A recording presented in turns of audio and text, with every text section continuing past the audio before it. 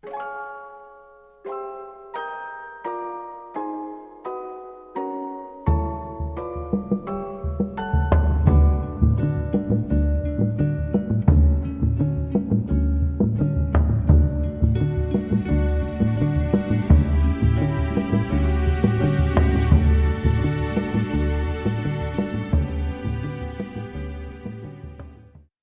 and welcome to the Gambling Files podcast, the podcast that's just happy to be here. I'm one of your hosts, John Bruford. I'm joined by your other host, Fintan Costello. Fintan, hello. Hello, John. Hi. Oh, that's a bit down. Who, me? What's up? Yeah, what's up? Well, I don't think it's a secret that I've been using some dating apps recently. Okay. And it's not going well, but I think I might have figured out the problem. Really? You on Grindr? Now that one's going really well. Yeah, it was so friendly. No, I think the problem might be that I'm too handsome. Oh, right. It's the only thing I can think of. Oh, mind you, I did. There's a thing on one of them where you can record a little bit of audio, and it turns out it's not monitored. So it's like the question was, what would your friends say about you? So I said they would say that I'm really terrible company. I'm really quite stupid. I'm terrible in bed, and I'm a massive, massive twat. And weirdly, yeah, that just, it's not, I mean, I don't know what's keeping the ladies back. Like I said, it must just be that they think, he's too good looking. It's obviously a fake profile. He's catfishing me kind of thing, is it? Exactly. You know, why on earth would a male model be on here being single? Why does he want my credit card details? Basically, yes. What's this sponsorship he keeps talking about? What's going on? And how weird that he happens to be stranded and needs £4,000 to get home. Yeah. Yeah. So, you know, it's not going great. Oh, dear. But then there's the flip side, which is that I live in the arse end of nowhere. Your zone of terror is pretty small. It's like... work is very, very busy, and I have my kids every weekend. So, you know, I am quite limited, I guess. Oh, well. You know, my granddad used to have a saying, and it comes into my head at times like this. There's always masturbation. There is always that. There's always a plan B. You're a very wise man, May. Well, he wasn't very wise. But as I may have mentioned before on this podcast, he bore an uncanny resemblance to Leslie Nielsen, but was singularly humorless. Oh. I mean, he just had no humor in his entire body. I don't remember ever seeing him laugh. And yet he looked like Leslie Nielsen. So, you know, post Naked Gun, well, post Airplane, actually, every time I looked at him, I'm like, nothing. You could never get him to say anything like, it's a big building with patients in it, but that's not important right now. You never get him to say anything like that. It's disappointing. It feels like a wasted opportunity in many ways. Oh, well.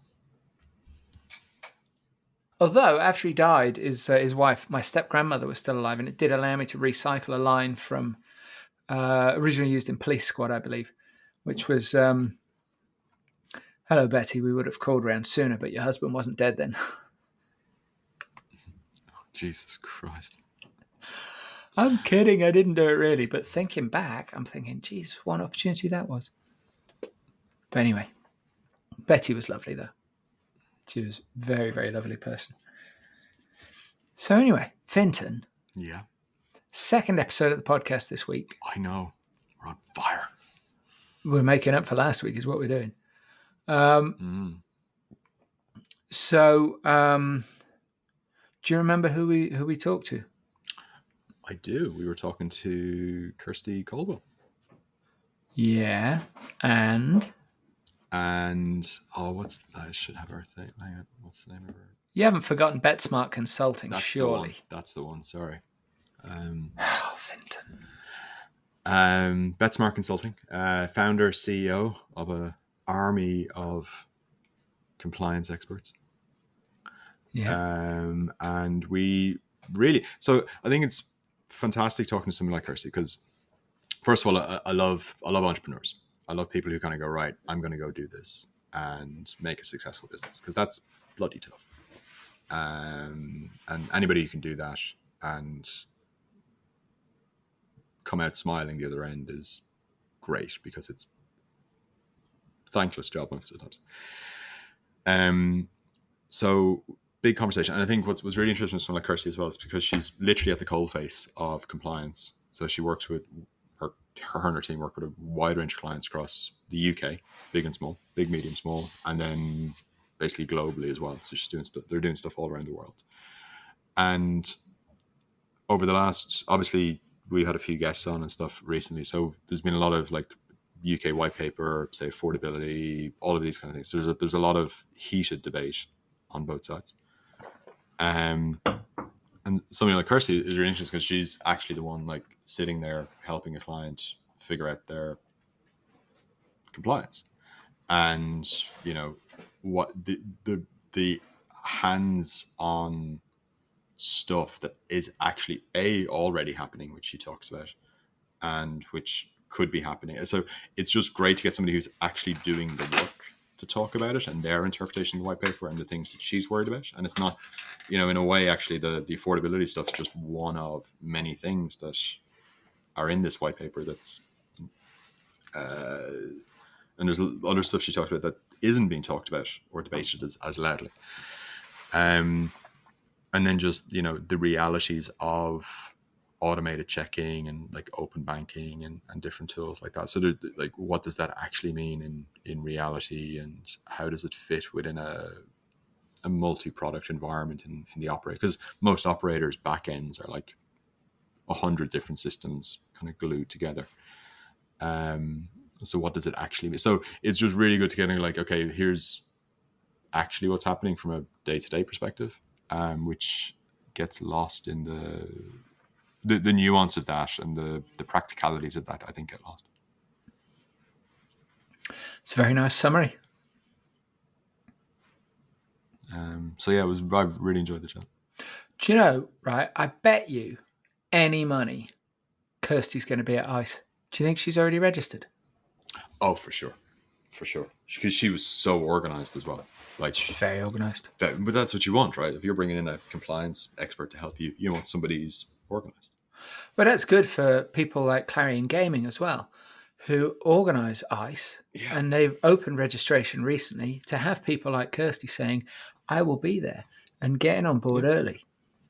Getting on board early, getting your hotels booked before they're all sold out, getting your flights if you're a train ticket. Like, it's just, you're saving money by booking there.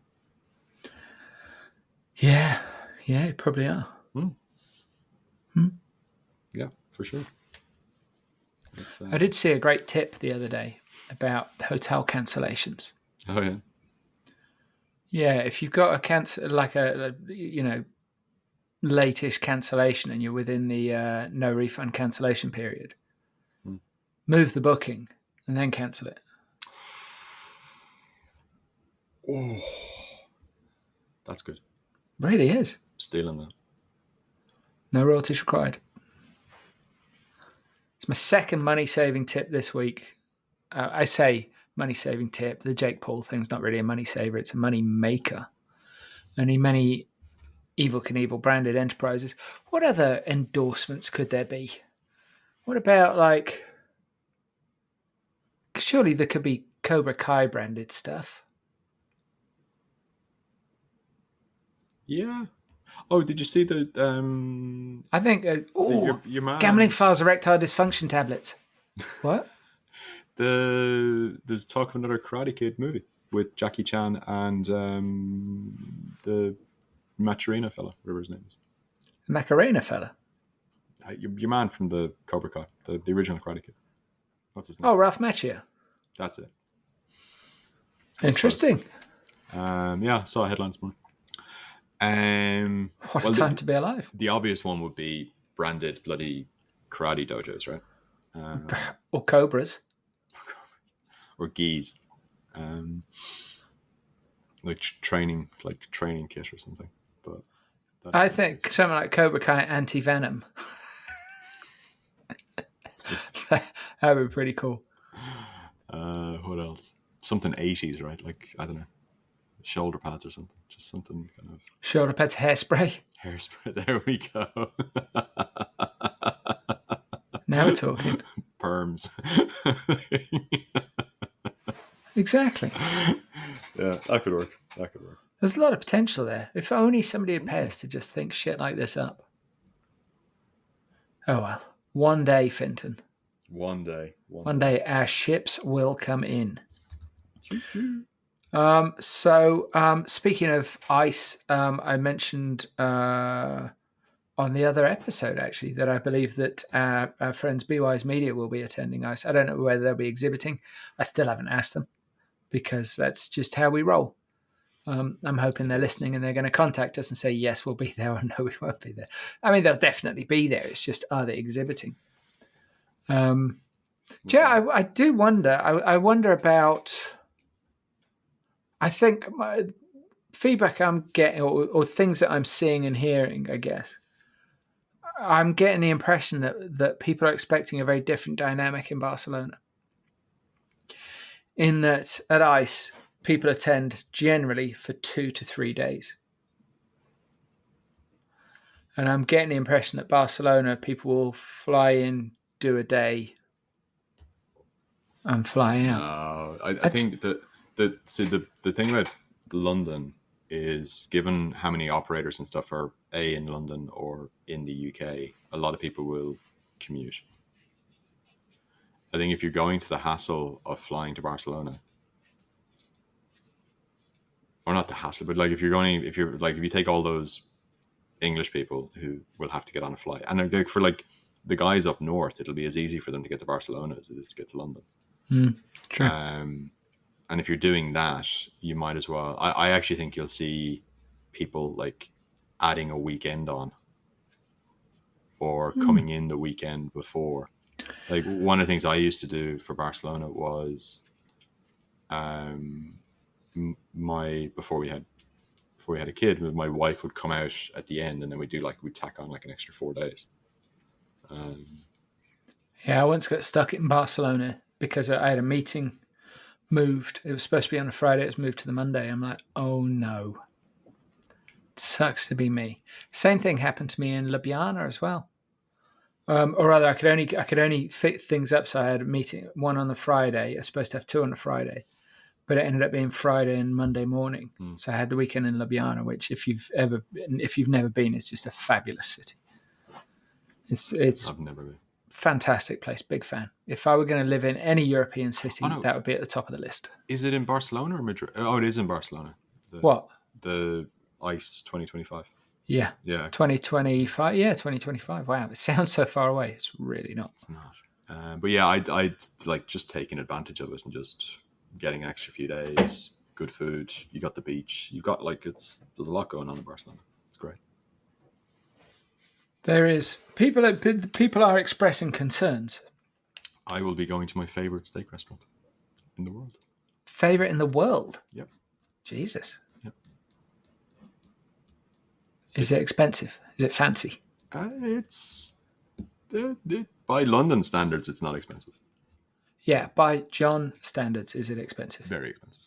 Okay. That's great, because I was just looking out the window at the lady with the dog on an extension cord, as mentioned in the previous episode.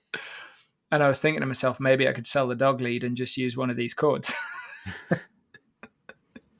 Sponsorships are available. Of the dog's lead, amongst other things. Mate, whatever will. Sticker up like a NASCAR driver. Sponsorships being available, actually, I've got an event. I don't know if this is going to come off. I've got an event during ICE, which nice. I think it's going to be pretty sexy. I can't even remember which night I've booked it on. I think it's on the Wednesday during ICE. All right, you work on that. We'll tighten that up next week. Oh yeah, it's on Wednesday the 7th. Nice. But it's not all booked in yet. Is it too early to mention it, do you think? I'd probably wait until you're a bit more, but like I wouldn't wait too long. No, the venue's booked. Mm. It's just I'm waiting on some brands, shall we say? Brands or speakers? Brands. There won't be much speaking. Okay. Well, I've got no idea what you're booking, so I can't tell if you should. I'd probably announce it once it's a bit firmer. Okay, so maybe next week. But it's going to be the hottest ticket at ICE, courtesy of The Gaming Boardroom. www.thegamingboardroom.com. So anyway, back to the episode.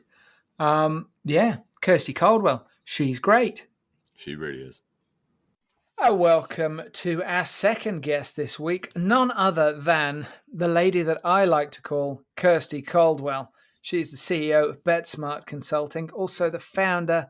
Kirsty, may I call you Kirsty? Yeah, you can, yes. I thought this might be a Fred Rococo situation. Have you seen Somebody Somewhere? I'm afraid I haven't, no. Had one of my all-time favourite character introductions. Character's name is Fred Rococo, and one of the dudes says to the lady in it, I'd like you to meet Fred Rococo. And she turns to him and she says, Fred Rococo, puts her hand out. And he shakes her hand and he says, it's lovely to meet you. You can call me Fred Rococo. I could not stop laughing at it. It's the most harmless little line. Pissed my pants, pretty much.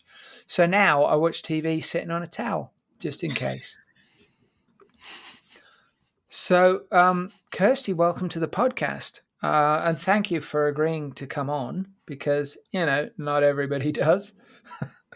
Not as popular as we like to make out. Is that true, Fintan? Have we charted anywhere recently? Yeah, we've been charting. Sweden. Doing well in Sweden lately. It's a big market for us. Big growth potential. It is. High customer values. You see, that's what we're looking for. It's what we're all about. High ARPU. Do what? Average revenue per user. Wow. It's an online thing. It's like I'm attending. Our sponsors love it. Our sponsors love a high ARPU. It's like I'm attending chairman school by osmosis, like some kind of vicarious. God. Kirsty, have you ever had this where you mention something to somebody once as a joke, right? And it's clearly like triggered something where it's my imposter syndrome. You're never going to hear the end of it. Right? It just makes me laugh that there's the idea that there is a school for chairmen. It's brilliant. So there's the chairman school, and then I've made passing reference to John's immune system being. And that was a whole 6-month thing. It was just like, that's not over yet. I wish I'd said nothing. I'm not aware of the chairman school, so you learn something new every day, I guess. Well, they probably don't mention it in CEO school. No, they don't. I remember it from my notes anyway.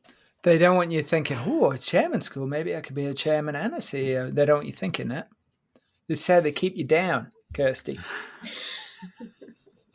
The chairman thing, it's a closed shop. They don't want just anybody, especially not women. There's a reason it's chairman. Oh, my goodness. Faye Fintan, you're perpetuating the patriarchy, not me.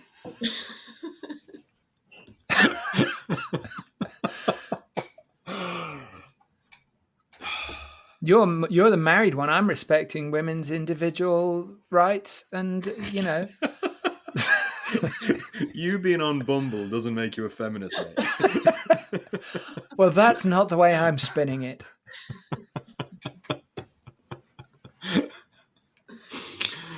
So anyway. Oh, dear. Anyway. We thought we'd get Kirsty on not to discuss the vagaries of dating websites. I think I've got those pretty much down now. But to talk about the gambling industry. We thought that might make a change. Thank God. So first things first, Kirsty, tell us a little bit about Betsmart. Yeah, so I founded Betsmart in 2019. At first, it was just myself. It was probably quite a bit easier when it was just myself. I was on my own for about a year, working with different operators, B2B, B2C, land-based remote. And then gradually the team has grown, and there's now 8 of us working at Betsmart. Still working with loads of different types of operators, but also different organisations as well. So we do work with local authorities, and we do some work with regulators, with RegTech providers, anyone who'll have us, really.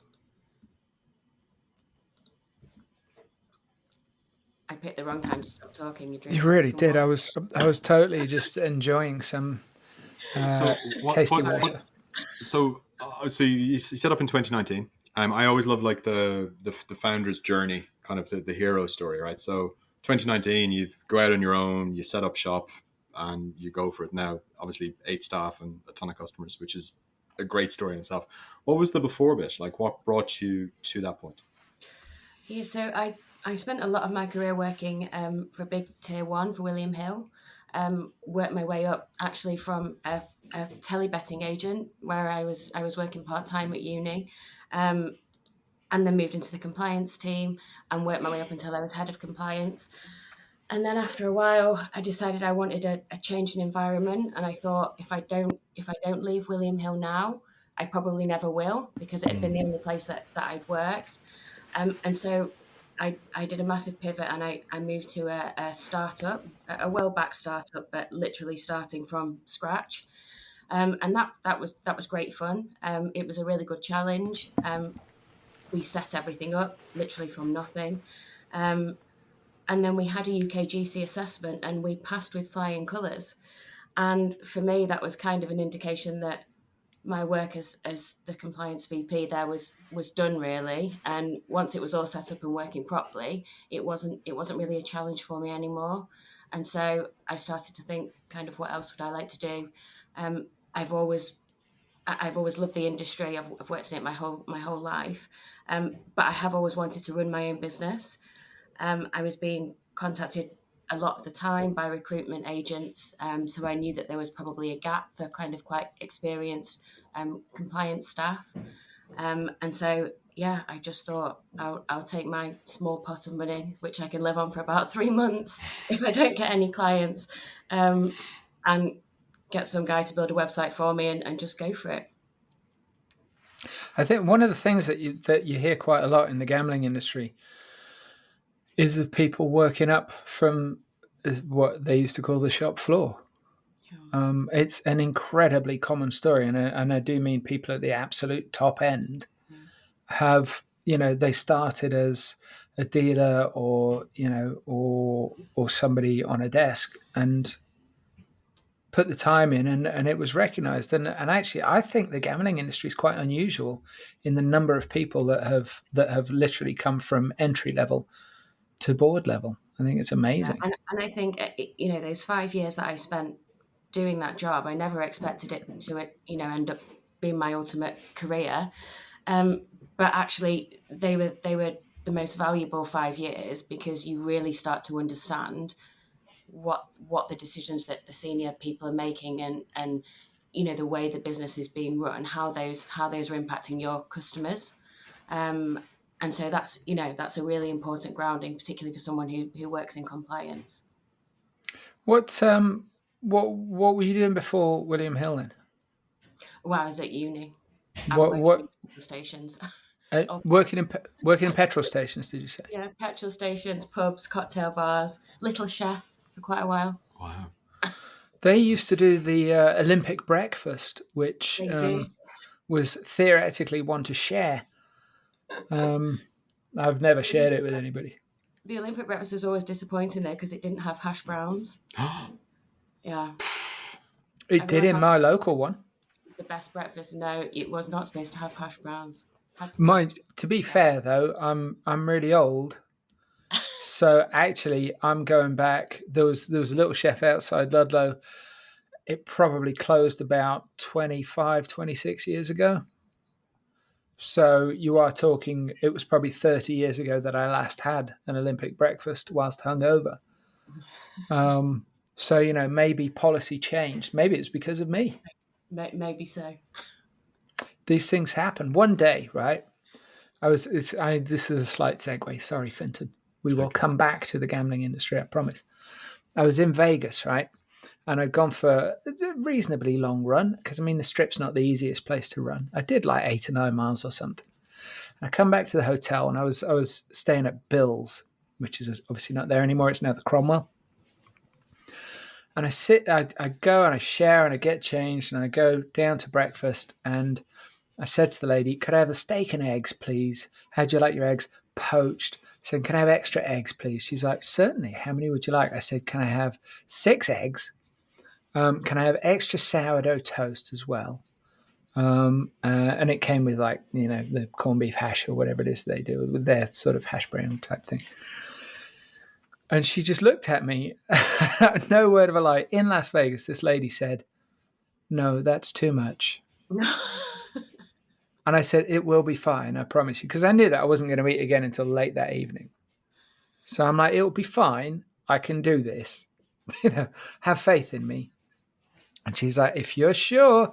And she brought it over. And of course, I ate it all. And she came over when I'd finished, and she just looked at my plate and she just went, wow, you're a really great eater.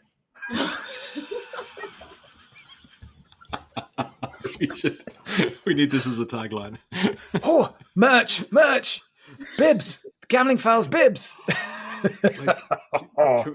Can we get the Scoopy ones? Have you seen the Scoopy? Yeah, it's a good call. One of my favorite memories of my son is we went out for dim sum, and he was like little, and he's in the high chair, and he's got a Scoopy bib on, and he's picking up a dumpling. He's putting the dumpling into a Scoopy bib, and then using the Scoopy bib as his like plate to just like eat out of. No, he wasn't tipping it back. He was just like, this is more convenient for me, and he's just eating out of the bib, and it made my heart sing. It was the most beautiful, gorgeous thing I've ever seen.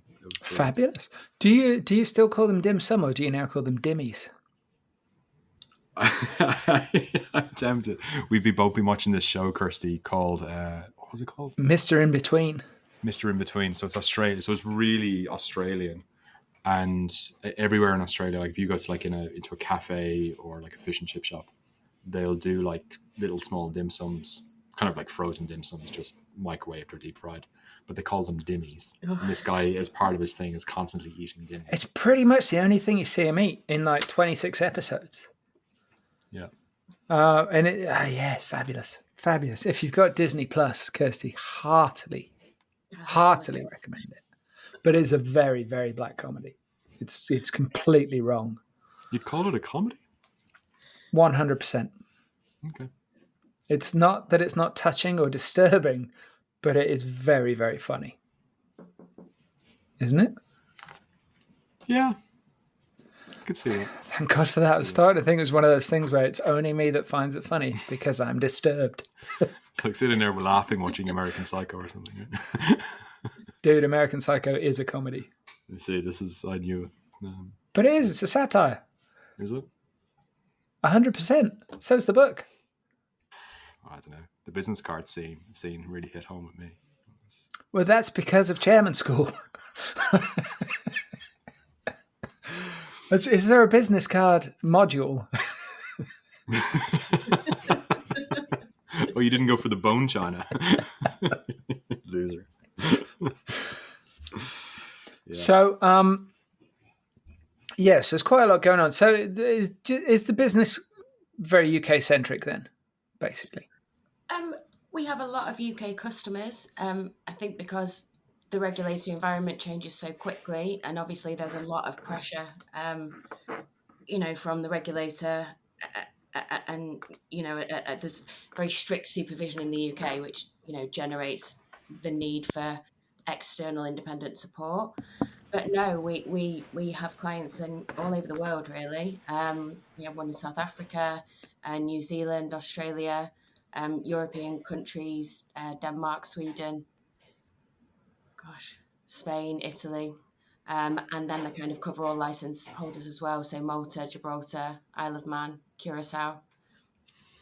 So yeah, we sit, in our rooms and deal with all of this remotely. I don't get to fly to all of these lovely places and meet our clients. But yeah, we work in lots of different regulated jurisdictions. And is the UK, with everything going on in the UK, is the UK like the hot topic then for all clients? Or It's usually the hot topic because there is so much pressure to get it right in the UK. Um, I think the UK is probably one of the most fascinating ones because I think it's kind of the leader in terms of the maturity of the regulation. You would look at the regulated sectors, particularly the ones in Europe, and actually they are following the same path that the UK have followed, albeit a few years behind. Um, but then I also find other jurisdictions which are moving to regulate, moving from the grey to kind of aiming for the white, really fascinating as well, because we like to try and get involved with regulatory bodies that are kind of just setting up, and they want to know, the best ways to regulate what works well in more mature jurisdictions and what doesn't. So that's really interesting as well. okay, so if we obviously in the UK, the financial risk checks and the affordability stuff is a very big topic, important topic, and very emotive across the board.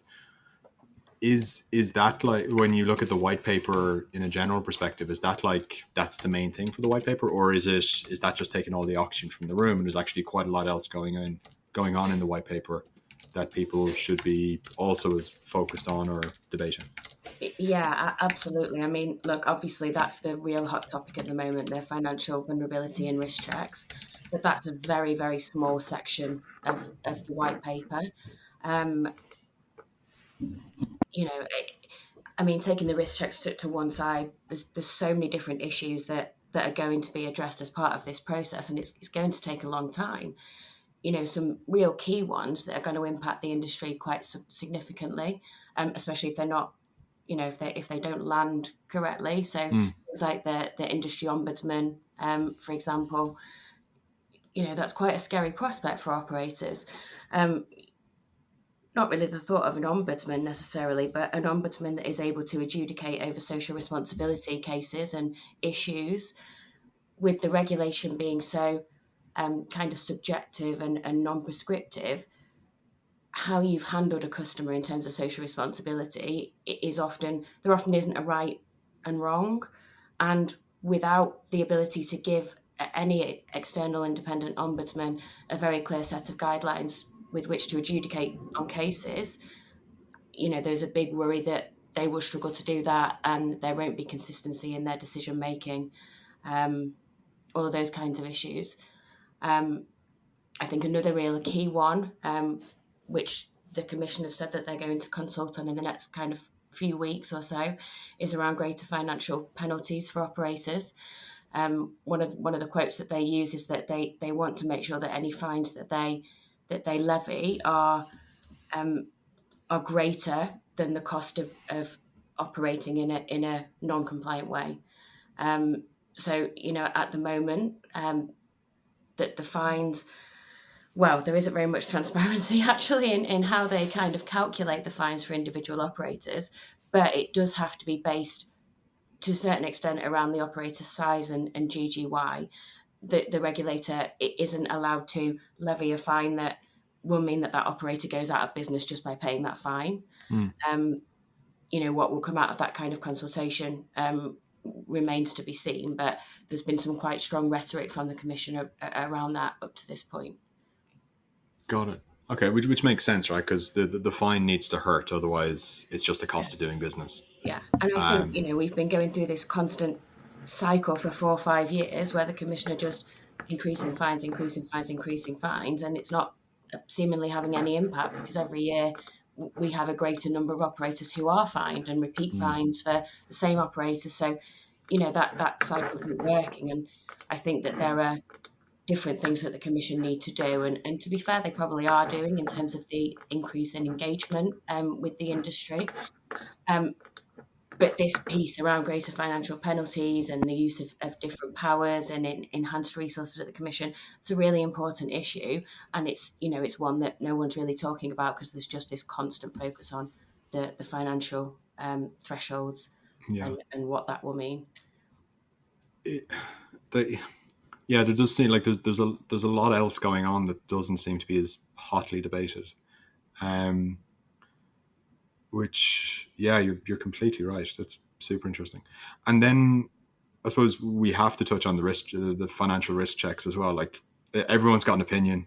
What's yours? Well, I think it's an interesting one for several reasons. So, firstly, most operators are doing something that's very similar to what's been suggested anyway. Hmm. And I think that that's been forgotten by certain factions of the wider stakeholder group.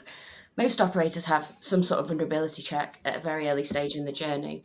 Most operators will then do something similar to a financial risk check a bit further on. Quite Hmm. often it's lower than the thresholds that have been proposed in the white paper and the summer consultation. And then once they've done that check, then they will use different approaches to handle those customers. And I think that that's one key thing that's really missing in terms of the discussions that are going on around these checks is, we talk a lot about what the thresholds are going to be. We talk a lot about how those checks will take place, whether you'll use open banking or Cato data or whatever it might be. But actually the big piece of work is what comes after those checks Hmm. have been completed. Currently customers will be usually they will be categorized into different swim lanes, depending on what that financial risk check has said in terms of their level of affordability. They'll be able to gamble for a certain period of time up to a certain limit. And once they hit that limit, they won't be able to gamble any further unless they provide source of funds evidence to show that they can afford to. Their limit might reset. Say you have it based at monthly periods. You'll be able to gamble again up to your monthly limit at the end of that month. But defining how that looks and alongside all the rest of the controls that you have in place, so your behavioural marker monitoring, your AML framework and thresholds, is really, really complicated and it's really difficult. And I think, no one's really talking about that at all. And that's where the work will be for operators. Thresholds will come in, whether they will be the ones that have been proposed or not, I don't know. I think there's probably room for a manoeuvre in terms of what those numbers will look like. But to me, it doesn't really matter too much. What matters is the stuff that surrounds it from a real operational perspective. So what? Because okay, so there's a couple of interesting things to kind of dig into there. So one is that these checks are happening anyway, and typically at lower levels than what's being proposed. Sometimes at lower levels than Some, or yeah, okay, no, let's not do absolutes because I will get called out on Twitter. So what happens then? So like if you look at kind of today's situation, because you're kind of saying like, well, everything around future financial risk tests, but in terms of today's process, so operator X, super like diligent, low thresholds, doing all the checks, making a decision on the customer in terms of affordability. Then what do they do now? Like, what's their process? So typically the customer will be categorized into different bands or different levels depending on the outcome of that risk check. Mm-hmm. And then operators will need to look at those different bandings and decide what levels they want each different type of banding to be allowed to lose up to over a period of time. Yep. So, that might be lifetime, it might be annually, it might be monthly, it might be a combination between the three. You then allow your customer to spend up to that tailored level for their banding. If the customer wants to gamble higher than that level, then they will have to provide evidence of income and source of funds, and you into realms of bank statements and pay slips and Yep. P60s and all of that. And then operators need to review that information, whether they obtain it through open banking, RegTech, or just manually through an email and an attached set of documents. There's a subjective decision to be made around that customer, around how much you think that they're able to afford based on the information that you've provided. They'll then be set a kind of tailored and very bespoke limit, which is just for them. So that's kind of what happens at the moment. But even when you consider that, there's so many different variables, there's so many different ways to do that. Yeah, and obviously from a customer's perspective, it could be also like, well, I'll go through all this and I'll play somewhere else. And none of this is mandated, you know. Yeah. You have no guidance in how to build these kinds of systems, and so you can only imagine the countless different ways that operators are if you've got, the system you've just outlined, we've taken Fintan, we've moved them through the process, we've put them into a high risk category, we've kind of ring fenced them. Is there a situation where a regulator could kind of still come in and go, that wasn't enough for this customer? Yeah, absolutely. And, you know, it's an interesting point. There's all this talk about the financial levels and thresholds. No operator has ever been fined purely on the basis that their thresholds or their limits were too high. It's much more subtle and complex than that. It's, you know, the regulator expects you and requires you to take a risk-based approach. And financial markers and financial limits are just one part of that risk-based approach around that customer. A lot of it falls on this subjective decision making about how to manage that customer. So to give you an example, you know, you might have a customer who falls into the lowest risk kind of bracket, or the highest level of affordability. So there's evidence that they earn a good salary, that they live in a good area, that, you know, they have a reasonable amount of discretionary income, but they may have just gone through something very personal, which you've been made aware of, you know, or is there in open source checks that they're recently bereaved or something like that, and they're actually a vulnerable person. Now, you should treat that customer differently because you have that extra piece of information about them being vulnerable at that time. You probably would be looking to reduce their tailored individual limit, but based on that information. Got it. But then it means you've got to be constantly scanning all your customers. Exactly. Which is basically impossible, right? It's really, really difficult, yeah. And, you know, operators will typically have lots of different markers in place which will trigger a review of a customer. Some of those reviews can be done automatically. Some of them need to be done manually. So things like you can run adverse media checks, for example, and that will throw up any headlines that have kind of involved, or news articles that will have involved that customer. So that's quite a good one for AML, for example. You know, if someone's just been arrested for fraud and they've said that they've got a gambling problem, and you've had an automated process that's triggered that review, then obviously you can react. Similarly, customer-led kind of communications can be really useful. So if they say something in live chat about losing money, but even more subtle things like talking about, I don't know, the use of credit, asking a lot about bonuses. Similarly, if you study a customer's bank statement, say you've asked for a bank statement as a proof of address, for example, and on that bank statement you can see that they're making a lot of repayments to a loans company, or you see them gambling with other operators. You know, these are all indicators that during the course of you dealing with that customer, you've discovered, not necessarily because you're inquiring about their position or level of affordability, but because you're just managing your customer. But you need to be feeding all of that information back into your affordability and customer management process. Which is a lot. Like there's if you're a big operator with millions of customers, like that's really difficult. Yeah, absolutely. And you know, this is why we see the constant loop of fines and enforcement action. It's if the commission want to find an issue with how you've been managing your customers, they usually will be able to, because it's such a really, really difficult and wide-ranging job to stay on top of this stuff. That I can see why you're busy. Well, exactly. I'm not. It all makes sense.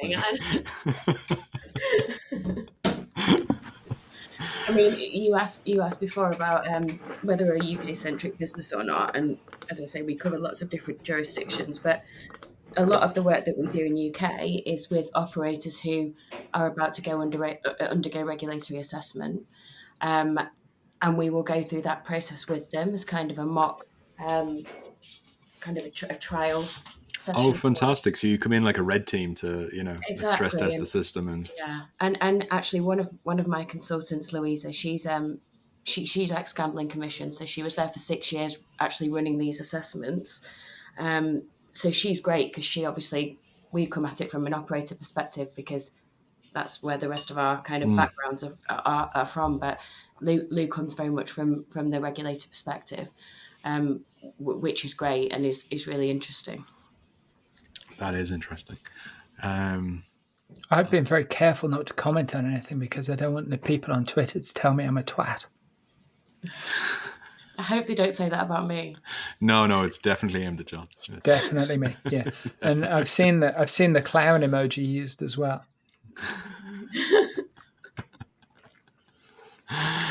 Okay. There's worse emojis though. Well, we had M. Stroud, the corporate clown, on, and she pointed out that the UK is really the only place in the world where clown is used as an insult. Okay, that's interesting. Really? They don't Yep. call people a clown in America? I don't think it has the same vitriol behind it. I believe clowning around can be a thing, but I don't think it's like you clown. I don't think it's used with quite the same vehemence. That's a term of endearment, clowning around, surely, isn't it? That's quite a... You would think so.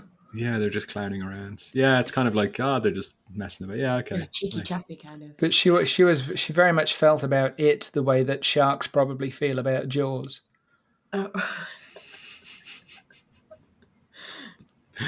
Bad PR. Yeah, big time. So anyway. So it's probably, as Kirsty, as somebody who deals with lots of operators and lots of different stuff, there's obviously a lot of talk about open banking and reg tech, I think is probably maybe, I don't know, adding tech onto the end of things. But this kind of like, okay, we can automate the shit out of this and make it all go away. And there's different approaches from different companies. And obviously it's still relatively early day, even though there's stuff live.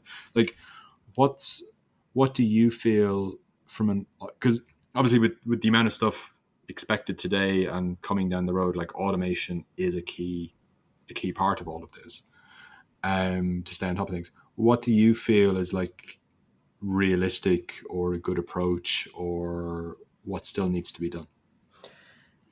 Yeah. Okay. So, there has been an explosion of RegTech focused on the industry in the last few years, and actually, we're very much behind that. We actually partner with a company called Armalytics, who provide an open banking solution, and we've worked really closely with them to try to marry together the operational process with the technology and to really try to educate them on the subjective areas and the areas which can't necessarily be automated, but how best to present that information to staff and operators to allow them to assess and make decisions quickly, but based on the information that's coming from the tool. So look, it certainly has its place. Benefits include consistency of decision making, hopefully reduced resource requirements once you get everything in place properly, increased number of data sets to make decisions around customers. You can do the checks a lot more often, consistency of process implementation, and all that's great. But I do again, I think that sometimes it's forgotten how complicated it is to fit all of this stuff together. So we talk a lot about affordability and social responsibility. That also needs to fit within your customer journey and your AML framework as well. You have a lot of RegTech providers now who are offering kind of a silver bullet platform, which will, do the end-to-end job for you. In my experience, I've never seen one that is really capable of doing that. And I think you have this situation now, because this explosion of RegTech has been going on for 4 or 5 years now. You have a situation whereby operators have invested in lots of different standalone solutions to do different parts of the customer journey, or to help them manage different parts of the customer journey. And they're just layering process over process and software solution over software solution. And actually there is little consideration over what the big picture looks like in terms of the customer experience and actually what the operator is getting from those processes. And so I think that that's something that operators need to be wary of. Every time the new flashy, piece of software comes out, you don't necessarily need it. You need to look more holistically at how you're managing your customers and really put these guys who are selling you this equipment kind of through their paces. So, really take those proof of concepts very, very seriously, invest time in testing the solution, A/B test with different groups of customers about how the solution is going to work for you. Configurability is everything. Are you able to configure what they're providing you with? If you're not able to configure it, what's the turnaround time for them to do it on your behalf? We work with a lot of small companies as well as big ones, but with a lot of small ones, and they engage with providers of RegTech, and they can't get any of the changes through that they want because they aren't priority for the RegTech provider because they're just a small account. So all of these things need to be really carefully considered, I think. And if it's done correctly, then great, you get all the positives. Quite often it's not done correctly, and actually you end up sometimes with a worse solution than you had in the first place. So you've got to treat it like any big software project and it's funny as well, we've had 2 guests this week and both guests have mentioned there's no silver bullets. Which and anyone who tells you that there is, you should walk away because I believe that the Princess Bride has the quote that we're after. But maybe I'll just bring that up later. Don't leave us hanging, John. It's something like there are no happy endings, Princess. Anybody that says otherwise is selling something. Ooh. And it's a fair point. Although you mentioned the name Analytics, and that name rings a bell. We've had Jeremy on. You did. Yeah. Jeremy Lever. Is he from Analytics? He is. Okay, good to know. Yeah. So there's a thread. So it's not just the silver bullet thread. We've got a thread of small industry, mate. You say that. We haven't had that many people on twice. True. We have our correspondents on. We do have our correspondents. And we've had Gavin Isaacs on twice, I think. Yeah, Sarah Romanowska's on twice. Oh, easily. Yeah, Sarah counts as a correspondent, though. Really? Mate, can't say that. She morally keeps us in check. She does. I'm meeting her for coffee this afternoon, so wonderful. Please that, send our regards, and when we feel like we're getting a bit rowdy, we'll bring Sarah on to sort us out. Yeah, totally. No, we are big fans, especially the new thing she's got going on. It's very, very exciting. Yeah, the Game Safety Institute, if I remember correctly. Yeah. Games.safety? Yes. But anyway, so URL it's what happens when you repeat things a lot. Sorry. But you were saying. I was just thinking about what to touch on next. Industry forums. So when we were talking to Andrew Rose, well, in fact, no, in conversations prior to our recording, he acknowledged that a platform for actual gambling customers would be a really, really helpful thing, not just for the shoutiest, but one that accurately represents people. But also they've made steps to create the industry group for talking to the Gambling Commission, and that hopefully can only be a positive. Yeah, I think it's because they've put Nick Rust in charge of it, and I think, or as the chair, I should say. I wonder if he went to chairman school. I'm just getting that joke in first. I wouldn't even have gone there, Fintan. No, because I don't think he'd be able to take such a position without having his chairman's school credentials. Mm. But he does have an OBE. So I suppose kind of from your perspective, Kirsty, like how useful are forums in general, like would say the Gambling Commission, and how can they best help? Yeah, I think it's a really positive thing. I mean, I caveat that with I hope, actually. I hope it's going to be a really positive thing. Mm. There's several different kind of forums and advisory panels, already operating or already at the commission, and they meet regularly. They seem to have a voice. You hear and you understand what they're talking about. I very much hope it will be a force for good. I think it depends on a few things. I think it needs to be really, really, truly representative of the industry. Mm. It's great that Nick has been appointed as chairman. I think it's a really clever decision, actually, from the commission. I agree. But he is obviously very well versed in terms of horse racing. But this is a really wide ranging sector, from bingo halls to adult gaming centres to horse racing, esports, all of this stuff. All of this stuff needs to be covered, I think, as part of the industry forum. I really hope that the people that they select, and I would love to be one of those people. I keep putting that out there whenever I get the chance. I really hope that the people that they select come with different perspectives and different backgrounds. I mean, in all seriousness, from our position or from my position, we're working with different operators in different parts of the industry all the time. And so we have a really, really broad view of what's happening in all of the different areas, which I think is valuable. One thing I do really hope is that it will be a productive forum, and that the people who are selected won't just be there to moan and to complain about things that the commission are doing or not doing, or whatever else it might be. It's there. It's a really valuable tool if it's used correctly.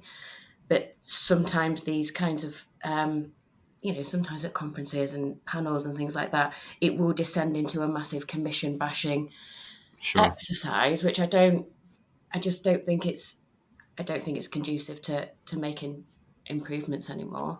No. So yeah, that's kind of my hopes for it. Yeah. And I hope it will be a really good platform to allow the industry to connect with some of the other stakeholders. So one of the other panels is obviously the experts with lived experience.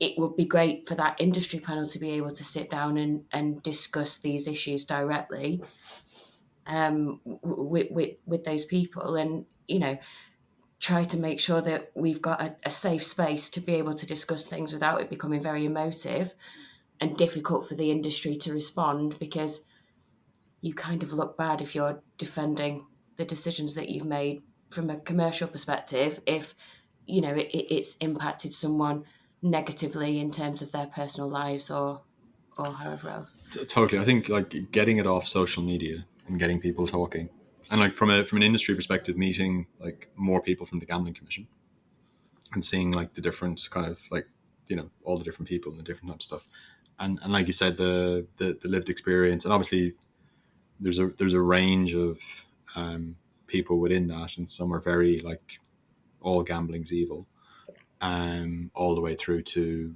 let's look at solutions kind of thing. So I think, but tweets and newspaper headlines aren't the best way to talk to each other.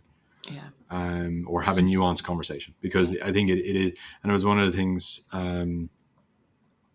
Andrew Rhodes said was like, I can hold two ideas in my head at the same time. And I think that's just such a apt quote for like these times of like, everything's not polar opposites. Everything's not extreme one way or the other. Like there is two ideas at the same time can be had. Or like gambling can be a a leisure activity, and gambling can be a problem, and they both coexist. And I think more conversations and getting people together and these kind of things would definitely help with a lot of that, because it feels like it's becoming very emotive, and everybody's deliberately pulling one way or the other, or trying to misrepresent or overplay or whatever, and that's never good. I've sat on panels before, and we've had really good discussions about the different changes that operators have been making to kind of strengthen their approach to safer gambling and protect people better. And they've been really useful and insightful discussions. And then you go to questions from the audience, and you will get a really, really deeply emotive one from somebody who's suffered from gambling related harm in the past, and it's quite accusatory, and I felt that I can't really respond to that, because whatever I say, I'm going to come off as the bad guy, as the industry kind of representative. Yeah, for sure. And that's just not conducive to making progress, is it? No, and that's I think, and it's not that their experience is like it's definitely their experience, and it's dreadful it happened. Yeah. And realistically, the 99, like, I don't think anybody in the industry actually wakes up going, we want to cause gambling harm, and we want somebody to commit suicide, or we want somebody to remortgage their house. Like, nobody wakes up for that. And there is a lot happening in the UK to prevent that, and you can, like, if you go look at, say, gambling Twitter and people complaining about having to prove like you said, a lot of these checks are already in place, and people are complaining about it massively. Yeah. And you see that all the time. So it is this kind of, you're damned if you do, damned if you don't. Yeah. Type scenarios, which really doesn't help. And I think, yeah, I know there's. So yeah, look, I agree. It's a very difficult one, and it's also from a political perspective, like, as a politician, you're not going to lose votes being hard on the gambling industry, which also creates its own tensions of, like, are we fair dealing or whatever. So it's super easy just to be super strict, and which is why it is good to get the white paper out there and things moving, and because it could have gone anyway. Yeah, definitely. And I think, with regards to the white paper, and I really think it's something that the industry is welcoming, not necessarily just the white paper, but all the parts that will come after that, because at the moment it's just kind of like a pressure cooker, which is getting more and more and more pressurized, and there's just this merry-go-round of regulatory assessments and fines, and operators are trying to get this stuff right. They really are trying to make the improvements that are needed. At the moment, it seems to be a bit inconsistent sometimes in terms of the assessments, and in terms of the commission staff's personal understanding of how regulation should be applied, or what the key focus for operators should be. And that's difficult for operators. It's difficult for consultants as well, because we're advising the industry, but actually different assessments really focus very much on different things. And sometimes we'll read an operator the Riot Act and say that actually, you are not in a good position at all, and you need to change an awful lot of things, and your assessment's probably not going to go very well. And then actually they pass with kind of, some very minor actions that they have to undertake. And then you have other operators who are, who have got real mature player protection frameworks in place, and they're picked up on very, very minor points, but the commission is, really unhappy with those minor points. So that, that consistency makes it quite difficult for everybody. And so hopefully the outcome of the white paper will be clearer guidelines around what you need to do, and then consistency in terms of the application of those from a supervision and enforcement perspective. And do you think the inconsistency is because of a lack of white paper, or is it a resourcing issue, or what do you think causes that kind of No, inconsistency? I think it's the subjective nature of the guidance that we have in place now. I mean, look, the Commission, it is clearly hugely overstretched in terms of resourcing. But at the end of the day, the way that they perform the assessments, it's very much led by the individual who's doing that assessment. And, you know, people are people, and probably they're going to take their experiences from the previous assessment into the next assessment. So, you know, you're always going to have that subjective nature of a human assessing how you make subjective decisions. But if the guidance was clearer and a bit more prescriptive, and the playing field was slightly more level, so that operators had processes in place that were, you know, not wildly different from each other, I think that would you know, drive a more consistent approach. And so, if you had a magic wand, is that what you'd wish for? That kind of consistent approach, or what would you wish for? Well, no, because I probably don't have a business if we've got a really consistent approach. But that's the nature Less of your clarity. More regulation. The the better. Yeah. Bigger fines. I can jack up my fees. I do wonder though, honestly, I do wonder if our hopes and expectations are too high, because I think we forget that this is a government office we're talking about, and all government offices tend to be extremely flawed, very slow moving, bogged down in bureaucracy, etc. And I do wonder if we are asking an awful lot. Because the other thing is, and I do think we forget this as an industry sometimes, the Commission isn't funded by the industry. You know, it's not directly funded. Those fines aren't going into its pot. It doesn't get any extra resources because it brings extra money in. It's got fixed funding, and so they're always going to be slightly screwed. It's not like they, you know, it's not like they've got a profit scheme for the staff. But I mean, you know, they're I mean, yeah, and they are under resourced, but that's part of the white paper as well, right? To review the Commission's funding, and to help them increase not only the number of resources, but to expand the type of resource that they have available to them. So, you know, reading between the lines, I think that they're going to be looking at, you know, recruiting quite technical people. So with this explosion of reg tech and the use of all of these different tools,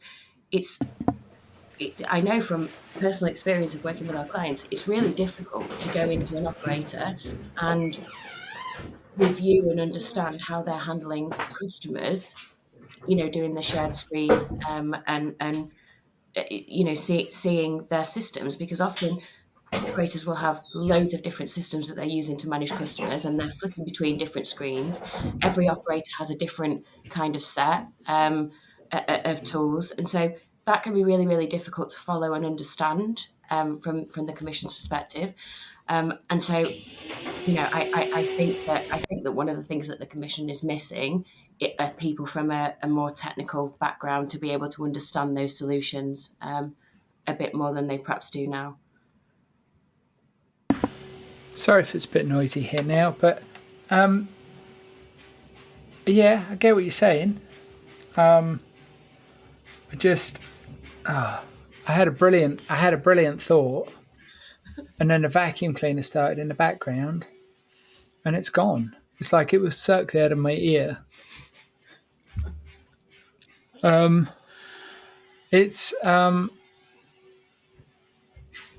Yeah, I agree. I think you should let it go. Let the thought go. It's just annoying me now. I should wake up at 3 a.m. and go, oh no. Now I remember. Like that fabulous episode of Father Ted with the milk float. Those ladies, they were in the nip. Oh, what an episode. Happened to just catch the end of that the other night. Okay. Kirsty Caldwell, we communicated a little bit beforehand by email, and you said to steer clear of talking about music. So what's your most embarrassing music fandom. What was it, Peter Andre? Something like that? No. Cher? No, but no. I don't know. I would probably. I knew you were going to ask me this, and I cursed myself for saying that I know music. That's me about music. I shouldn't have said that. You're not going to. We never bring up music generally, but I had to. I mean, okay. I tell you what, we can avoid music if you like. Are you familiar with Cobra Kai? No. Fucking hell. What about the films of Kevin Costner or Michael Douglas? I mean, I don't really watch films either. I read a lot of novels, and I watch a lot of things like crime dramas, like Midsummer Murders. Fintan's reading a book. He started it in, was it July? I'm going to use a finger. My lips still move. What kind of books do you read? Well, anything really. Novels mainly. I like a good historical novel. Anything by Marianne Keyes is really interesting. Do you know one of my favourite books of that ilk is I thought Lucy Sullivan is Getting Married was fantastic. I really, really enjoyed that book. She's got a bit of a knack. It's a genre that's much derided, but she's a terrific writer. Yeah, she just her knack for reading humans and being able to describe human emotion and it's just, I think it's incredible. And she's got real depth.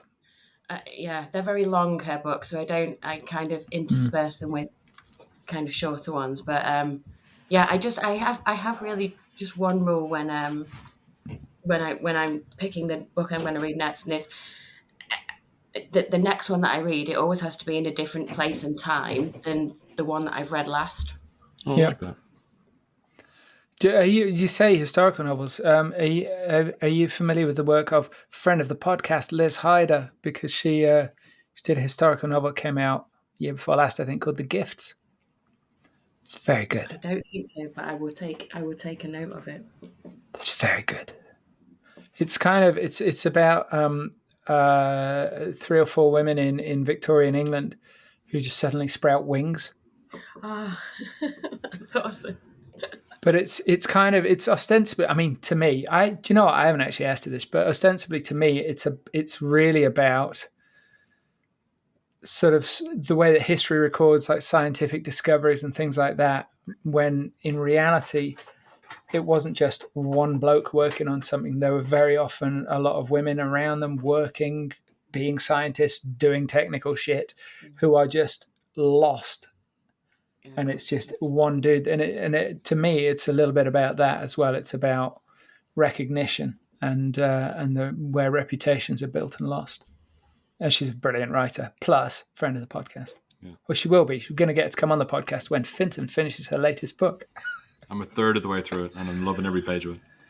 A third of the way. The latest book for anybody listening is The Illusions. That's by Liz Hyder. It's great. I can't be critical. I haven't read it yet. I'm waiting for you to finish it.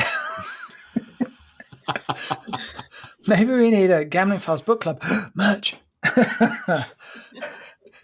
But anyway, the Gambling Files bib, I can see that happening. I really can. Because it fits right in the industry as well. Oh, for sure, yeah. Yeah, all those great restaurants. You like one of those lobster bibs? Exactly. Gambling Files lobster bib. And we can put the classic lobster joke on it, which you can't do on an audio podcast, but I'm going to anyway. Lobster walks into a bar. Barman says, "You can't come in here, you're barred." Lobster goes, "Why? I've just walked in." He goes, "Come in here, giving it all this." So for viewers, for viewers listening in black and white, if you see me at ICE, ask me to do the motion there, and I'll do that on command. Good dad joke. That was awesome. It's a fabulous joke. I'm a big fan. It is a great joke. I mean, I didn't think of it, sadly. Kirsty, thank you very, very much for coming on the podcast. And I'll let you know when Fintan finishes The Illusions, and if that's any good. Is he going to be on Goodreads with it? I don't know. Well, thank you very much for having me. You're very welcome. The pleasure is entirely ours, isn't it, Fintan? Absolutely. Thank you so much. If you've enjoyed this episode of the Gambling Files podcast, please find us on LinkedIn. Give us a big, juicy, succulent like. That nearly went wrong. You can find us under the name The Gambling Files Podcast. You can find us on Twitter under The Gambling Files. I think the handle is just @GamblingFiles. You can connect to myself, John Bruford, or Fintan Costello, also on LinkedIn. We're also both on Twitter. And you can find all of our previous episodes at www.thegamblingfiles.com. If you enjoyed it, please share, tell your friends, tell your family, tell your colleagues, and we'll see you next time.